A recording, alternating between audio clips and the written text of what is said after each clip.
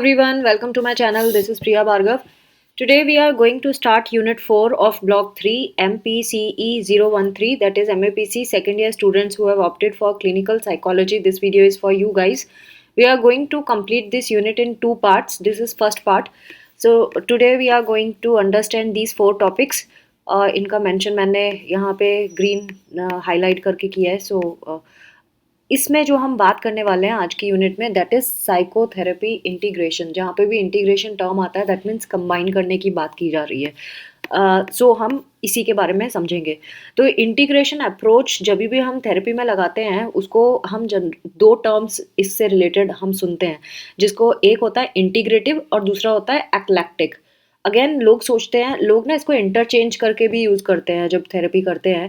यानी इसका क्या टेक्निकली अगर मैं मीनिंग बताऊं तो इसका मतलब होता है कि जब आप बहुत सारी थेरेपीज़ को अपने क्लाइंट के ऊपर इम्प्लीमेंट कर रहे हैं, डिपेंडिंग अपॉन आपके क्लाइंट की उस वक्त जब वो प्रॉब्लम लेके आया उसके को नीड कौन सी थेरेपी की है.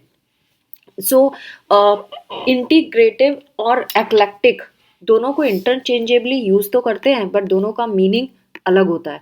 बट होता यही है कि दोनों में हम थेरेपीज़ को डिफरेंट थेरेपीज़ को इम्प्लीमेंट करते हैं. So definition of integrative psychotherapy की बात करें सो ये वो अटेम्प्ट है जहाँ पे हम जितनी भी इंटरवेंशंस हम जानते हैं काउंसलिंग की और जितने भी हम कंसेप्ट जानते हैं उन सबको कंबाइन करते हैं. और ये एक से ज़्यादा थेरेपिटिकल अप्रोच हो सकती है जब हम इसको ऐसा करते हैं. सो नॉरक्रॉस ने इसके बारे में बात की थी. और ऐसा हम क्यों करते हैं? क्योंकि हम अपने क्लाइंट को मैक्सिमम हेल्प करना चाहते हैं. सो उस क्लाइंट के लिए वो अपीलिंग हो, यूजफुल हो, दैट इज़ वाई. तो नॉरक्रॉस ने यहाँ पे डेफिनेशन दी थी जिसमें सेम बात की गई है. जो थोड़ा सा अलग चीज़ इसमें है वो यहाँ पे लास्ट लाइन में आप देखेंगे.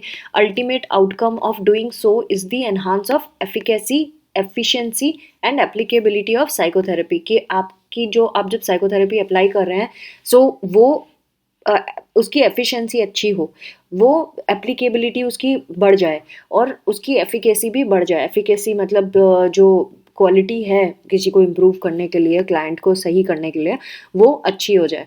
फिर इंटीग्रेटिव थेरेपी के ही अंदर एक और थेरेपी आती है जिसको बोलते हैं मीनिंग थेरेपी, और इसको दूसरा नाम एक और होता है. मीनिंग थेरेपी अगर आप लेंगे तो इसको MT से रिप्रेजेंट करेंगे, और अगर MCCT बोलते हैं तो इसका फुल फॉर्म होता है meaning centred counselling and therapy. So ये भी इंटीग्रेटिव पॉजिटिव एग्जिस्टेंशियल अप्रोच है काउंसलिंग की और साइकोथेरेपी में जो यूज़ करते हैं. सो ये जब ओरिजिनेट हुई है तो ये लोगोथेरेपी से ओरिजिनेट हुई है. लोगोथेरेपी भी एक तरह की थेरेपी होती है जिसके बहुत सारे टेक्निक्स होते हैं अलग अलग. उसी के सब डिवीजन में बहुत सारी थेरेपीज़ आती हैं लोगोथेरेपी में. सो लोगोथेरेपी में से एक जो टेक्निक है वो मीनिंग थेरेपी होती है.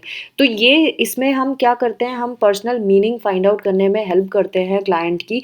वो अपने जितने भी डिफरेंट साइकोथेरेपेटिक स्कूल्स है ना उसमें से हम कंस्ट्रक्ट्स निकाल के इसमें इम्प्लीमेंट करते हैं. सो दैट थेरेपेटिक गोल जो भी हमने सेट किया अपने क्लाइंट के साथ, गोल सेट करना मतलब जब आप क्लाइंट आपके पास आता है तो वो बहुत सारे इश्यूज बताता है. तो ऑब्वियसली जब वो इश्यूज बताता है तो आप एट अ टाइम एक ही इशू को हैंडल कर सकते हो.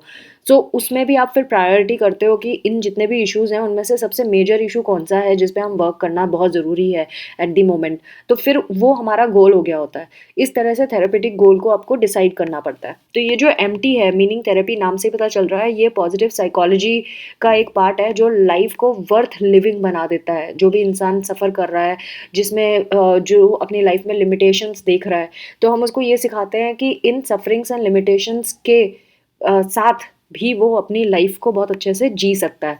तो साइको एजुकेशनल अप्रोच जो इसमें होती है वो यही होती है कि हम क्लाइंट को इक्विप करते हैं मतलब उसको बहुत सारे टूल्स एंड टेक्निक्स सिखाते हैं जिससे वो जो इनएविटेबल नेगेटिव्स उसकी लाइफ में हो रहा है, इनएविटेबल मतलब जो जो बदला नहीं जा सकता, जो रिवर्स जिसको हम चेंज नहीं कर सकते हैं, जो इनएविटेबल नेगेटिव्स हैं उसको कैसे अपनी एग्जिस्टेंस में नेविगेट कर सकता है, उसके साथ नेविगेट हो सकता है, अपनी लाइफ को नेविगेट कर सकता है एंड प्रिफर्ड फ्यूचर को क्रिएट कर सकता है. वो मीनिंग थेरेपी में हम सिखाते हैं अपने क्लाइंट को.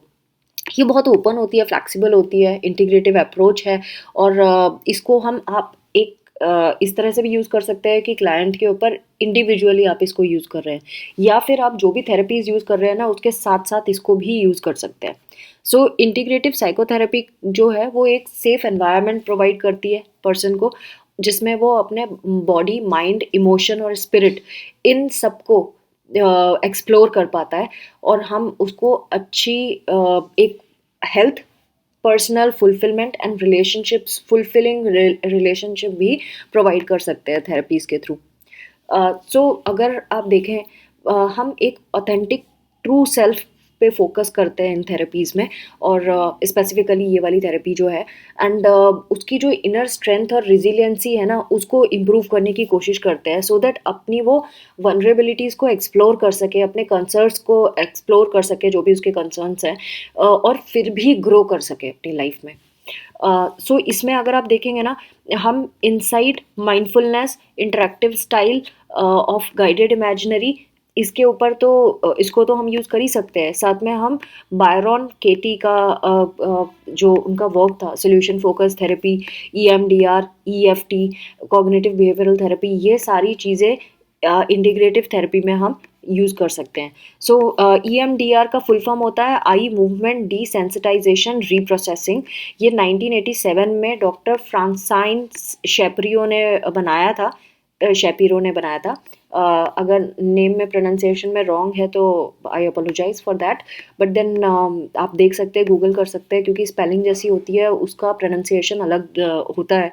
सो जनरली टाइम की कमी की वजह से मैं इसका प्रोनाउंसिएशन चेक नहीं कर पाई, बट देन मे बी अगर मैं स्पेलिंग पढ़ के करूँ तो ये डॉक्टर फ्रांसिन शेपिरो, ऐसा ही मैं बोलूँगी इसको। सो ये जो EMDR है, ये भी हील करता है, और जो भी इंसान साइकोलॉजिकल डिस्ट्रेस में है अपने पास्ट को लेकर, ट्रॉमा की वजह से, उसका पास्ट में कोई ट्रॉमा था या अभी ट्रॉमेटिक है उसकी लाइफ, या सेल्फ एस्टीम इश्यूज़ है, क्रिएटिविटी ब्लॉक्स हैं कहीं पे, कॉम्प्लेक्स अनरिजॉल्व्ड ग्रीफ है, या उसको वो विक्टिम है वायलेंट क्राइम का, या उसके कुछ एक्सपीरियंसेस है जिससे वो बाहर निकलना चाहता है, उसको एंग्जाइटी, परफॉर्मेंस एंग्जाइटी है। सो इस चीज़ में हम उसको हेल्प कर सकते हैं, उसका सेल्फ कॉन्फिडेंस बढ़ाने में, उसकी रिजिलियंसी, इनर रिजिलियंसी को इम्प्रूव करने के लिए, उसकी परफॉर्मेंस को एनहांस करने के लिए उसमें EMDR का यूटिलाइजेशन होता है, इसलिए EMDR अब पॉपुलर भी है। सो जब भी ये इंटेंस या थ्रेटनिंग एक्सपीरियंस होता है किसी क्लाइंट का, तो उसकी जो एबिलिटी होती है ना प्रोसेस करने की उस एक्सपीरियंस को, जो इंटेंस और थ्रेटनिंग एक्सपीरियंस है, वो कहीं पे स्टक फील करता है, और इस वजह से वो उसके नेगेटिव बिलीव्स भी हो गए होते हैं इन एक्सपीरियंसेस की वजह से। तो जो EMDR है वो ये जो लॉक्ड मेमोरीज हैं, जो उसके दिमाग में डर बैठा हुआ है, उसको अनलॉक करने में हेल्प करती है, और ये ब्रेन की एक नेचुरल एबिलिटी भी होती है कि वो कैसे अपने एक्सपीरियंसेस को इंटीग्रेट करे और डिसॉल्व कर दे। सो जब जो इंसान नहीं कर पाता उसमें हम फिर EMDR को यूज़ करते हैं। Another technique is EFT। EFT का मतलब होता है इमोशनल फ्रीडम टेक्निक। सो ये इसमें हम क्या करते हैं, नाम से पता चल रहा है कि इमोशंस को रिलीज करने की कोशिश करते हैं, है ना। सो कैसे करते हैं वो इसमें बताया है। सो हम हमारे अंदर जैसे इमोशंस एंड फिजिकल इश्यूज तो होते ही होते हैं। अगर हम इमोशनली किसी चीज़ से परेशान है तो हमारी बॉडी पे भी उस चीज़ का इम्पैक्ट आने लगता है, और अगर हम बॉडी में किसी प्रॉब्लम से परेशान है तो हमारे इमोशंस पे भी इस चीज़ का इम्पैक्ट होता है। सो जब अ, ये हम इसको नहीं हैंडल कर पाते इस इशू को, कन्वेंशनल मेडिसिन्स जब नहीं वर्क कर पाती हैं, तो EFT एक चाइनीज़ टेक्निक है जहाँ पे हम चाइनीज़ एक्यूपंक्चर एंड साइकोलॉजी को यूज़ करते हैं, और इसमें कोई नीडल्स का यूज़ नहीं होता, और जो मेरिडियन पॉइंट्स होते हैं बॉडी के अपर बॉडी पार्ट में, उनको सिलेक्ट करके और एक्यूपंक्चर टेक्निक से हम उसको हेल्प करते हैं रिलीव करने में इस टेंशन को। तो EFT जो है ये पेनलेस टेक्निक है और एक रिलैक्सिंग मेथड है हील होने का। सो और इस टेक्निक में हमें यहाँ पे कुछ चीज़ें बताई हैं, जैसे कि ये हमारी बॉडी और थॉट्स को कंट्रोल करने में ये हेल्प करता है। इसको जो डेवलप किया था ना वो गैरी क्रेग ने डेवलप किया था 1990 में, और ये कहाँ से ओरिजिनेट हुई है, ये एक्यूपंक्चर, काइनेसियोलॉजी एंड साइकोलॉजी, इन तीनों का कॉम्बिनेशन करके ये डेवलप हुई है, और इसके जो रिजल्ट है ना वो अमेजिंग आया है। इसमें एटीट्यूड, बिहेवियर में चेंज आया है लोगों के, इसने पर्सनल प्रॉब्लम्स को रिजॉल्व करने में हेल्प किया है, स्ट्रेस को डिक्रीज़ किया है, लाइफ के बैलेंस को रिस्टोर करने में हेल्प किया है, और ये इसके जो स्ट्रेस रिलेटेड प्रॉब्लम्स है ना उसके भी सॉल्यूशंस हमें इस टेक्निक से हम हेल्प कर सकते हैं अपने क्लाइंट को फाइंड आउट करने में। सो जो एनर्जी सिस्टम है ना उसको बैलेंस किया जाता है इसमें। एज पहले भी बताया हुआ है इन्होंने कि ये पेनलेस टेक्निक है और इसमें फिजियोलॉजिकल एंड साइकोलॉजिकल प्रॉब्लम्स को हील होने की पावर है। और इसमें शॉर्ट टाइम में ही बहुत सही रिजल्ट मिलते हैं, कॉन्क्रीट रिजल्ट मिलते हैं। सो EFT जो है इसका मेन एम यही होता है कि इंसान का माइंड, बॉडी और इमोशंस है ना उसको वापस नॉर्मल बैलेंस्ड फॉर्म में लेके आया जाए, हार्मोनियस स्टेट में लेके आया जाए और निगेटिव इमोशन से वो फ्री हो सके। सो बॉडी का एनर्जी सिस्टम बैलेंस हो जाता है। बहुत बारी ऐसा भी होता है कि इंसान के साथ ना बहुत सारे ट्रॉमास हो गए होते हैं या उसको कुछ लॉस हुआ होता है या रिलेशनशिप बहुत अच्छी नहीं हुई होती। सो इस तरह के जो स्ट्रेस, डिप्रेशन, इंटरपर्सनल प्रॉब्लम्स होती हैं, एंग्जाइटीज़ होती हैं, सो मेंटल हेल्थ को इम्पैक्ट तो करती हैं। निगेटिव इमोशंस जो है ना वो एनर्जी के फ्लो को रोक देते हैं, हमारे सिस्टम में ठीक से चीज़ों को ढंग से वर्क करने में प्रॉब्लम क्रिएट करते हैं। सो इस हेल्थ को कैसे बेनिफिट किया जाए, तो EFT जो ऐसी टेक्निक है जो इन निगेटिव इमोशंस को रिजॉल्व करने में हेल्प करती है, प्रॉब्लम से बाहर निकलने में हेल्प करती है। सो इसमें क्या होता है कि जो प्रॉब्लम है जिस भी एरिया में, एक्यूपंक्चर पॉइंट जो होते हैं फिंगर से उसको टैप किया जाता है और इसमें पेशेंट खुद करता है, इसमें थेरेपिस्ट नहीं करता। थेरेपिस्ट इसको वीडियो काउंसलिंग या टेलीफोनिक भी कर सकता है। तो पेशेंट खुद उन एरियाज को टैप करता है और थेरेपिस्ट जो है वो उसको बताती जाती है कि कहाँ कहाँ टैप करना है। तो EFT जो है ये हेल्प करता है पेन मैनेजमेंट में, addictions, allergies, weight loss, headaches, asthma, trauma, abuse, depression, eating disorder, blood pressure, anorexia और बहुत सारी जो डिजीज़ एंड प्रॉब्लम्स हैं उनमें हेल्प करता है। और ये इवन दूसरे जो ट्रीटमेंट है जो नहीं, सारे ट्रीटमेंट जो फेल हो गए, जहाँ पे कुछ भी हेल्प नहीं कर रहा, वहाँ पे ये हेल्प करती है technique. Now coming to next topic is historical overview of the integrative movement. So ये इंटीग्रेशन टेक्निक जो हमने सीखी है, इंटीग्रेटिव टेक्निक आई कहाँ से और कैसे डेवलप हुई, तो ये सबसे पहले डेवलप हुई थी 1970s में by Richard ji एर्किन PhD।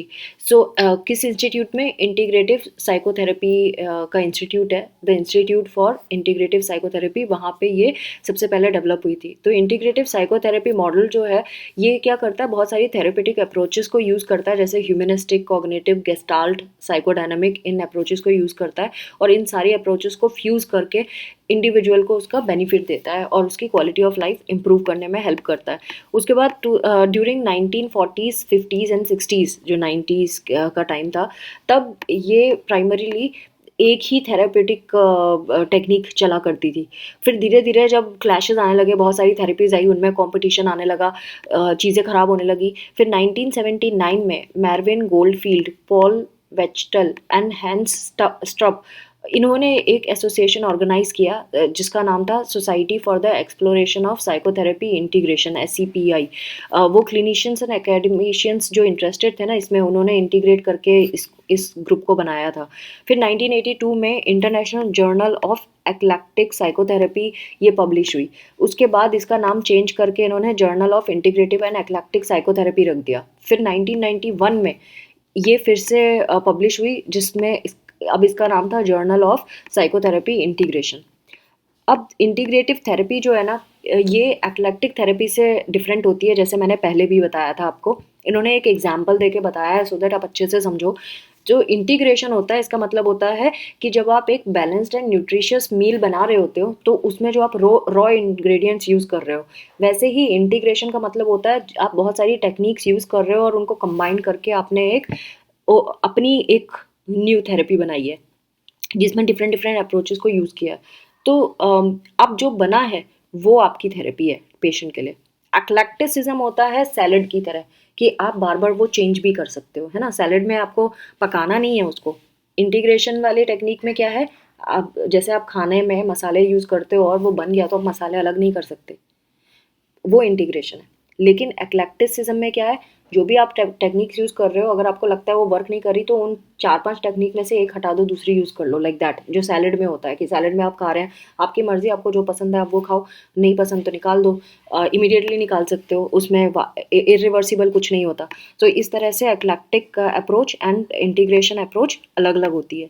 So integrationist जो थे वो एक साथ वर्क करना चाहते थे एंड उनको यही लगता था कि जब कंबाइन करके करेंगे तभी हम कुछ रिजल्ट निकाल पाएंगे। फिर टुलियो केरेरा रे, ये जो हिस्ट्री ऑफ साइकोथेरेपी का जिस तरह से इंटीग्रेशन हुआ ना, डिफरेंट डिफरेंट फेजेस में गई, उस फेजेस के बारे में इन्होंने बताया था। तो फर्स्ट जो फेज था उसको लेटेंसी फेज कहा गया और ये 1930s में स्टार्ट हुआ and well defined area of interest इसमें कुछ नहीं था क्योंकि ये लेटेंसी फेज था जहाँ पे हिडन फेज था, मतलब सबके सामने पॉपुलर नहीं था। फिर 1970s में ज़्यादा क्लियर एक डेफिनेशन डिफाइन करना शुरू कर दिया है इसको, इंटीग्रेटिव टेक्निक को। और फिर ये इंटरिम फेज था जिसका जो लॉन्च किया गया था society for the exploration of psychotherapy integration, sappy जिसको कहते हैं, 1983 में। ये उसके लॉन्च के बाद से ये इंटरिम फेज बन गया था। फिर थर्ड फेज जो आया न्यू सेंचुरी के स्टार्ट होते में आया, जहाँ पे इंटीग्रेटिव साइकोथेरेपी जो है वो लोगों के इंटरेस्ट में आने लगी, लोगों को ज़्यादा इंटरेस्ट आने लगा इसको यूज़ करने के लिए। एंड टिपिकल जो इंटीग्रेटिव ब्रांड था थेरेपी का वो EMDR था, eye movement desensitisation and reprocessing. So इसके प्रोपोनेंट्स जो है उन्होंने फिर प्रोपोनेंट्स मतलब जो इसको अप्रिशिएट करते हैं इंटीग्रेटिव टेक्निक को और EMDR को जो करते हैं, उन्होंने ये बताया कि रिसर्च बेस्ड एविडेंस भी मिला है EMDR के बारे में कि वाकई ये क्लाइंट्स के लिए हेल्पफुल होती है। Next topic is variables responsible for growth of psychotherapy integration. ऐसे कौन कौन से वेरिएबल्स हैं जिसकी वजह से साइकोथेरेपी इंटीग्रेशन जो है वो उसको ग्रोथ में हेल्प मिला। तो नॉरक्रॉस एंड न्यूमैन ने 1992 में आइडेंटिफाई किए थे 8 डिफरेंट वेरिएबल्स जिन्होंने प्रमोट किया था साइकोथेरेपी इंटीग्रेशन। फर्स्ट जो उन्होंने फाइंड आउट किया वो ये कि डायलॉग एंड कोऑपरेशन बहुत ज़रूरी है। इसके ऊपर अगर आप इंटीग्रेशन को वाकई इम्प्लीमेंट करना चाहते हो तो इसके ऊपर ओपनली बात होना बहुत ज़रूरी था। सो वो हुई, दैट इज़ वाई ये आगे बढ़ा। सेकंड जो फैक्टर था जिसने इसको प्रमोट किया इसकी ग्रोथ को, वो था प्रैक्टिशनर्स ने है ना अपना इसको रिकॉग्नाइज करना शुरू किया क्योंकि सिंगल थेरेपी वर्क नहीं करती थी क्लाइंट के ऊपर, तो बहुत सारी थेरेपीज तो यूज़ करनी पड़ी। थर्ड जो वेरिएबल था जिसकी वजह से ये हुआ वो ये कि सिंगल थेरेपी फेल हो जाती थी, वो उसके सक्सेस होने के चांसेस कम थे, उसकी एडिक्वेसी इतनी नहीं थी लोगों की पर्सनालिटी बिहेवियर चेंज के लिए, उनकी पैथोलॉजी को चेंज करने के लिए या पैथोलॉजी को प्रिडिक्ट करने के लिए। फोर्थ था कि जो ग्रोथ इनका जो भी अपने इसकी ग्रोथ थी ना, नंबर और इम्पोर्टेंस शॉर्ट टर्म की वो बहुत ज़्यादा थी। फिफ्थ, इसका मतलब ये है कि ज़्यादातर लोग इसको यूज़ करना शुरू कर गए थे इंटीग्रेशन का। फिफ्थ जो है वो क्लिनिशियंस और एकेडमिशियंस जो थे उनका कम्युनिकेशन बढ़ गया था, वो लोग ज़्यादा इस बारे में बात कर रहे थे कि कोलैबोरेट करके इन्होंने इसको ज़्यादा विलिंग थे वो लोग इंटीग्रेशन को यूज़ करने के लिए। सिक्स फैक्टर था कि थेरेपिस्ट और की बहुत ज़्यादा डिमांड थी कि हम भाई इस डॉक्यूमेंटेशन करना चाहते हैं, इसकी अकाउंटेबिलिटी को चेक करना चाहते हैं मेडिकल एंड साइकोलॉजिकल थेरेपीज़ में। और इस वजह से जो इसकी जो भी पेशेंट जब आते थे, क्योंकि जो नॉर्मल थेरेपीज़ होती ना, सिंगल थेरेपी लगाते थे वो बहुत कॉस्टली भी पड़ती थी एंड कभी कभी क्लेम भी नहीं मिलता था लोगों को, और बहुत सारे सेशंस की वजह से उनका नुकसान ज़्यादा होता था। तो जब हमने इंटीग्रेटिव टेक्निक्स यूज़ की तो कम टाइम पे ज़्यादा हमें रिजल्ट मिलने लगा। सो लोगों का जो इंश्योरेंस रिम्बर्समेंट था वो भी मिलने लगा, पॉपुलर हो गया ये शॉर्ट टर्म में। और इसका prescription and problem focus therapist जो थे वो उनको इसमें बेनिफिट दिखने लगा। नेक्स्ट सेवन्थ पॉइंट, जो सेवन्थ फैक्टर है जिसकी वजह से ये इसकी ग्रोथ पॉसिबल हुई, वो ये था कि जो रिसर्चर्स थे ना उन्होंने ये कॉमन फैक्टर्स ढूंढे। मतलब जो थेरेपीज इंडिविजुअली भी लगाते थे उनमें भी कुछ कॉमन फैक्टर थे, और जब आप इंटीग्रेट करके लगा रहे थे उनमें भी कुछ कॉमन फैक्टर थे, और वो कॉमन फैक्टर दोनों में सेम ही थे। तो फिर फ़र्क ही क्या रहा। एट्थ था कि प्रोफेशनल ऑर्गेनाइजेशंस थे जैसे कि सेपी, उस तरह के ऑर्गेनाइजेशंस का डेवलप होना, उनका नेटवर्क बनना शुरू हो जाना, कॉन्फ्रेंसेस होना, जर्नल्स बनना, और उसमें इसके बारे में डिस्कशन होना, एंड उसकी वजह से इसका ग्रोथ पॉसिबल हो पाया। So friends, this was all about today's video. I hope आपको ये वीडियो बेनिफिशियल लगेगा। बाकी का पार्ट आपको नेक्स्ट वीडियो में मिल जाएगा। और अगर आपको ये वीडियोस बेनिफिट लगता है तो प्लीज़ शेयर करें मेरे वीडियोस को ज़्यादा से ज़्यादा स्टूडेंट्स में। एक ही रिक्वेस्ट होती है मेरी, एंड मुझे अप्रिशिएट भी कर दिया करें कमेंट डाल के, अच्छा लगता है। Thanks for watching. Take care of yourself. Bye bye.